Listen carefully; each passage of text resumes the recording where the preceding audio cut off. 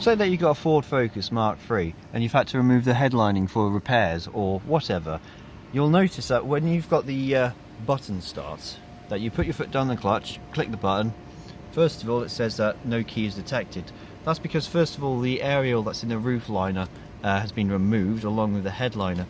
So what you'll need to do, you'll need to take your Ford key fob and put it inside this pocket like so. Get it in the center.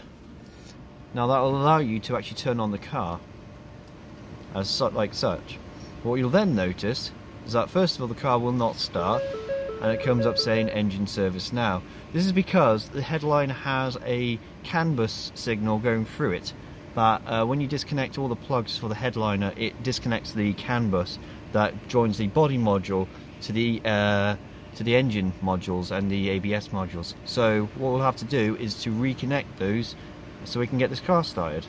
Now the plug that you'll need is this one here. This is on the right hand side of the vehicle if you're sat in the driver's seat, or otherwise known as the offside front. This is a Tyco plug, I believe, but what we need to do is to join two wires. You've got two wires here, one is white blue. On the other side is white, blue and white. Don't worry about the rest of the wires, they are for the antenna and other things. So what I'm going to do is to use these offcuts of wire to stick it into the back of the plug. Right, so I have joined the white to white and white blue to white blue. Now if you join me in the driver's seat. So in the driver's seat, first of all, you still need to have the key into the center console pocket down there. But what you'll be able to do now is to put your foot down on the clutch, press the button and the car will start up.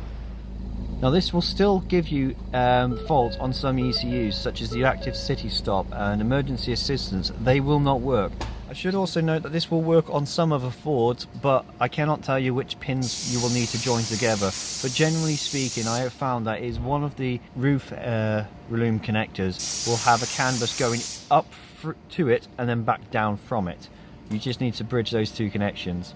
Finally, I'd advise safety when you're doing something like this. If you decide to do this because of repairs and you need to drive it down the road, I would strongly recommend using either pin sockets to go in place of the connector, or just get an off-cut connector and then join those wires together, because having just two wires stuck out the back of your plug is not necessarily safe, and if it disconnects it could cause many problems within the ECU system or possibly body control systems. Anyway, I hope this information was helpful to you and thank you for watching.